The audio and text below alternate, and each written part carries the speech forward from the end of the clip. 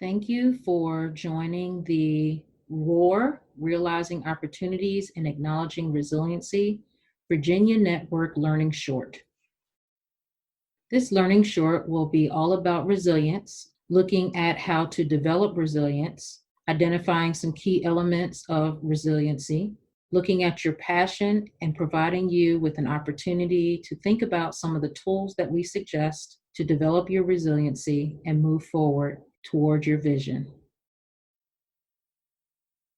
Welcome to ROAR. My name is Dr. Danelle Wallace, and I am at Norfolk State University. And my co-presenter, Dr. Felicia Mebane, also of Norfolk State University. And I just thank you for engaging in this Virginia Network Learning Short. The definition of resilience is the process by which we adapt to the changes or trauma or tragedies or threats that create significant stress in our lives. Basically, how do we overcome? So you may be asking yourself, can resilience really be developed? Is resilience something that everybody has? Well, yes. The modern definition of resilience is advancing despite adversity. So when something's thrown your way, we're going to talk about how you remain focused on your vision. That means you have a goal, you're progressing toward a vision. You want to be prepared because one thing's for certain in life, change is going to come. Adversity is going to come. There are going to be obstacles and barriers. That's just a given to living.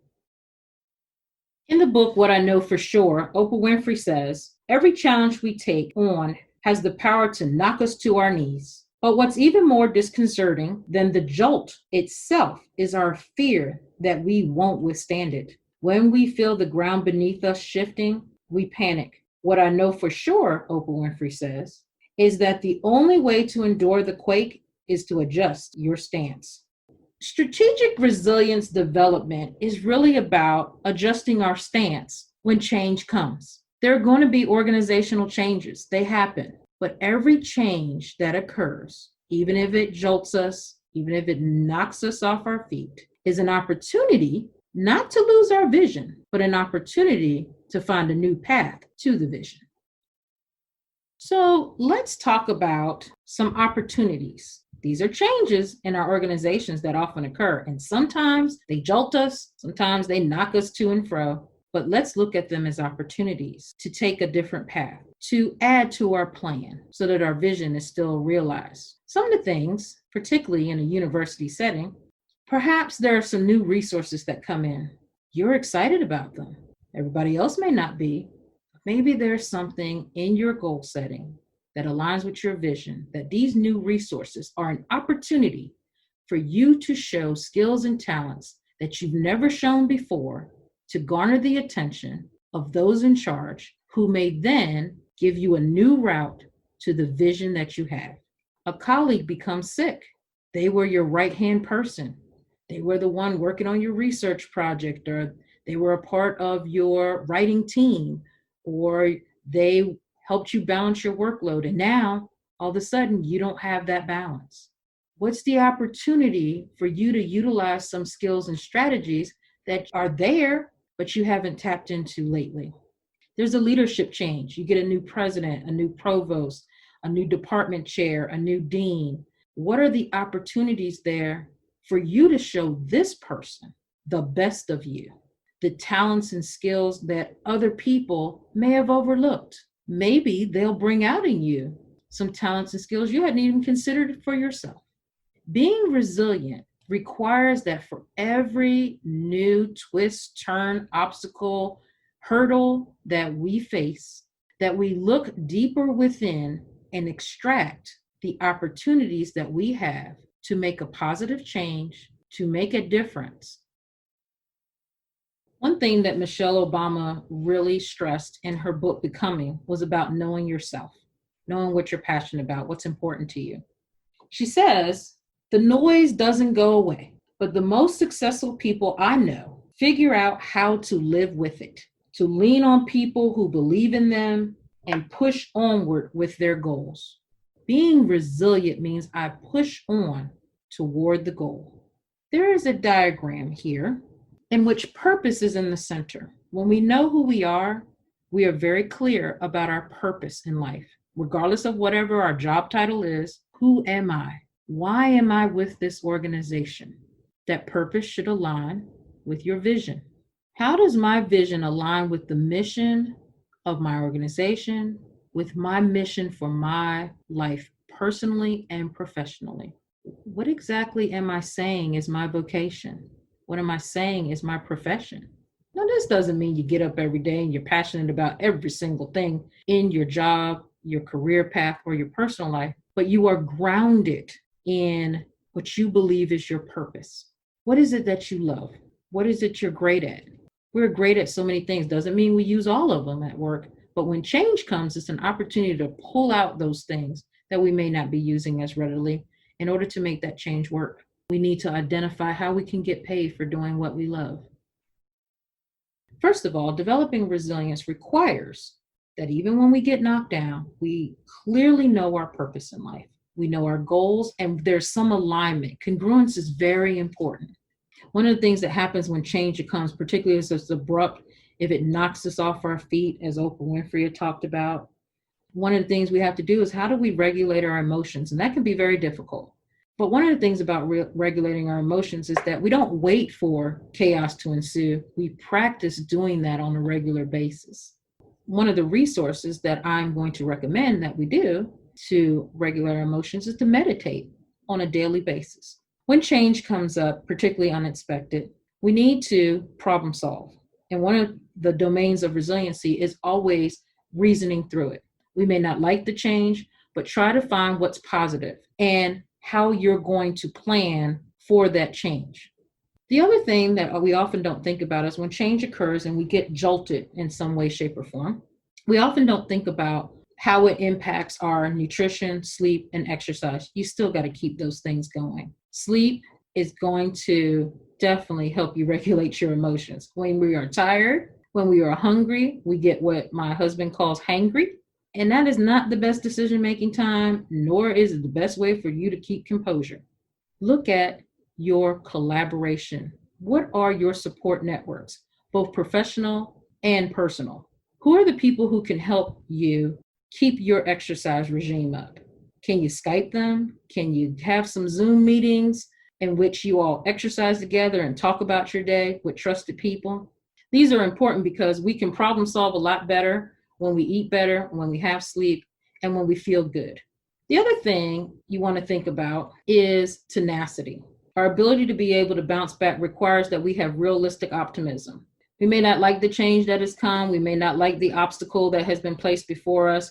Even if something tragic has happened, then obviously we would love to turn back the hands of time, but we can't. So how do we become persistent and realistically optimistic about the positive, the silver linings, so to speak, in every cloud? One of the things that they talk about, particularly for women, is that we need not only mentors, but sponsors. And so in our social context, particularly when you have a change in leadership or a change in job description, do you have sponsors, those persons in your life who are willing to use their own social capital to help you pull up the ladder? Micah Borensky talked about this in her book, Knowing Your Value. She talked about how women are often routinely mentored, but often are not provided with the social capital that they need in order to advance, in order to weather change. And so one of the things you want to think about in building your social context is when you collaborate, look for mentors, but also look for people who have the social capital to help you advance. So one of the things that I also recommend that people do is know your 4 agreements. In his book, Don Miguel Ruiz talks about the 4 agreements. First of all, you have to know who you are, which is why I had you start with purpose. The second thing is we can't take everything personally. You have a change in job description, you're put in an interim position, your position suddenly changes, your colleague gets sick, and now you're left by yourself without support. You can't take these things personally. Now, that goes back to regulating your emotions. The other thing is don't make assumptions. Just because the change is coming, there's a changing of the guard, there's a new boss, there's a change in the direction for a project that you've been working on, Don't just assume that it's going to go off the rails or it's going to be a negative thing. Look for the positives. And finally, no matter what it is, no matter what happens, what goes on, you pull out what's your best. You know who you are. You know what you're good at. You know what you're passionate about. Pull out some of those things that you haven't even used in a long time and see how they fit into this plan, always keeping your vision in focus. What do I want you to try? I want you to identify your passion. When you identify your passion, one of the things I always suggest that people do is to create a vision board. Some people like to do it the old-fashioned way, poster board, paper, magazines. In the center of that board, you put your vision. It could be a picture, it could be a song, it could be a quote. And then out from that, rating out from that vision, it should focus on what you're passionate about. And then the opportunities that have been presented to you because of the changes that have occurred. And the purpose and reason for a vision board is so that you never forget what your purpose is and what your vision is. Regardless of the change around you, you always refer back to this vision board. This vision board should have the things on it that we talked about, which would be, how am I going to address my health? What do you promise or commit to do? It will address ways in which you're going to handle your emotions, regulate your emotions, but also on this vision board, who are your networks? Who are your sponsors? Who are your mentors? What are your tools for tenacity? And then what are your tools to plan and anticipate, to always be prepared? The final thing I want you to try, and what's probably the most difficult, is focus. It's so hard to focus when there's so much going on around you. It's like Michelle Obama said, there's always going to be noise, but you got to cut through the noise.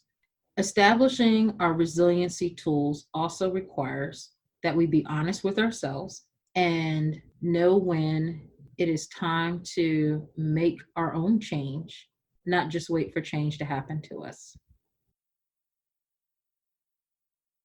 And so with that, I say, your resiliency will build because you're preparing for it.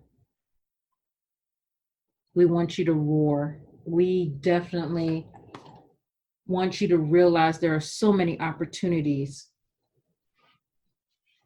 in the chaos to acknowledge your strengths, to build your resiliency, and you will be resilient. And so I thank you for engaging in this learning short. If at any time you would like to contact Dr. Mebane and myself, feel free to do so.